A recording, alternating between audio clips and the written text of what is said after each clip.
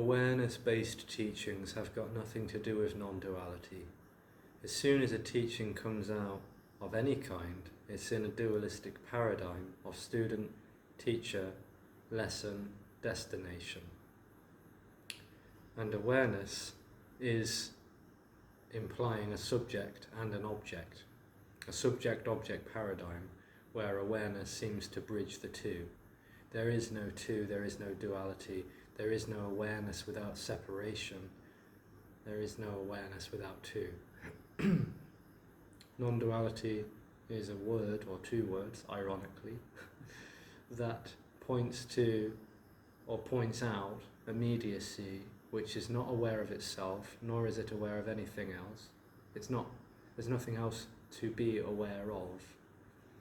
So these words, non-duality, get seemingly misinterpreted as something dualistic, and well, not two, no duality, no separation, no split, no division, no polarity, no binary, nothing to be aware of, no one to be aware.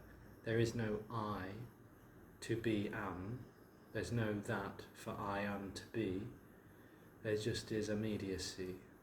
Immediacy is all there is. It's timeless, it's not distant, it's not spatial, it's not located therefore. It's not continuous, it's not eternal, it's nothing. Immediacy is all there is, and that is nothing in and of itself. There are no things. There are no separate things. There are no things at all. So there's nothing to be aware of, there's no one to be aware. Awareness is a dream, it's an illusion.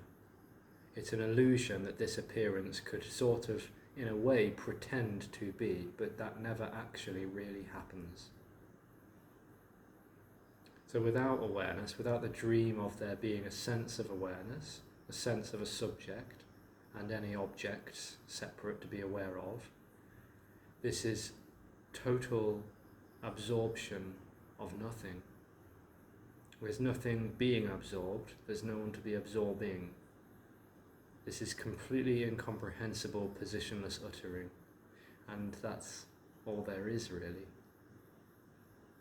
So the dream of there being a separate self aware of anything is not real at all. It's the unreal. It's an artificial reality, an unreality. And the illusory subsidence of that is a liberation which can't possibly be fathomed, comprehended or described. And in the absence of that dream, that illusory, perceptual, separate reality, there's no one to know these words, there's no one to know anything, there's no one to be aware of anything. It just is immediacy, and it's this, it's timeless, it's total. And so, who knows this? Why is this speaking? Where is it speaking from? Nothing is speaking this. It's not coming from anywhere. It's not coming from a personal knowing, not coming from a knowing at all, really. It simply speaks itself, like everything, like the leaves and the skies and the mountains, all nature, just what's seemingly effortlessly and naturally, organically expressing in this boundless, timeless void of vibrancy. There is no separate subject to speak these words, to know these words. There is no subject to move from these words or any other words, really. This is the clear, dynamic, direct exposure of not two, non-duality. There's no position to stand in that or at a distance from that.